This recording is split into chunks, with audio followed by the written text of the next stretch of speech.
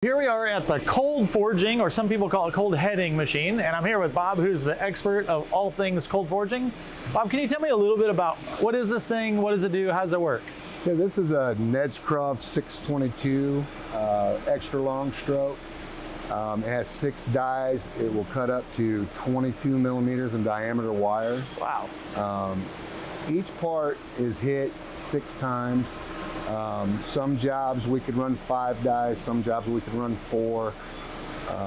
The machine will do anywhere from 60 to 120 parts per minute, depending on what the part is and stuff like that. We also have warm forming capabilities on this particular machine, so that opens the door to a lot of other materials and stuff that we can use. And what kind of parts can it make? I mean, I know you guys make fasteners and you make nuts and stuff, but like, what else could it do?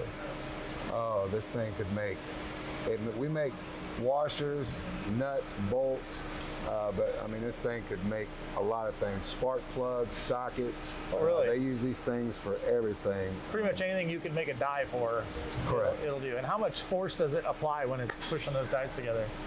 This particular machine, I don't know the exact numbers, but I know it's a lot. Yeah. It moves a lot of metal.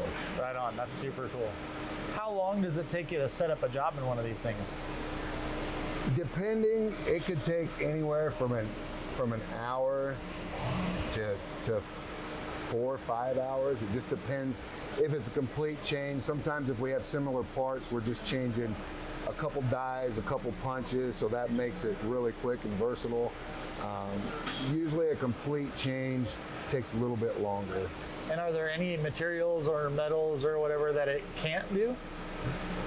Not that I'm aware of. They use a lot of, anywhere from brass to Inconel on these things. Wow. So, I mean, these things will move some metal. It'll move some metal. Very cool. So, Bob, these are some of the tools. So explain a little bit about how this works for me. This is your die, and this is your punch. Okay. These are stationary in the die bed, and the punches are on the ram. It travels with fingers, it brings the parts across, and works every station. So each step of the way, this pushes the metal into there. Is that how it works? Correct. So it just slams that one, moves it to the next one, slams it again? Correct. Each part is hit 6 times in this machine. Wow, okay. We have fingers that bring them across, and so each one of the dies then has a slightly different shape that's more progressive as it goes across. correct. Very cool. Correct. Let's take a look at a progression of what it starts with and what it ends with. This here is your typical cutoff, and then in the first station we put a little radius on it.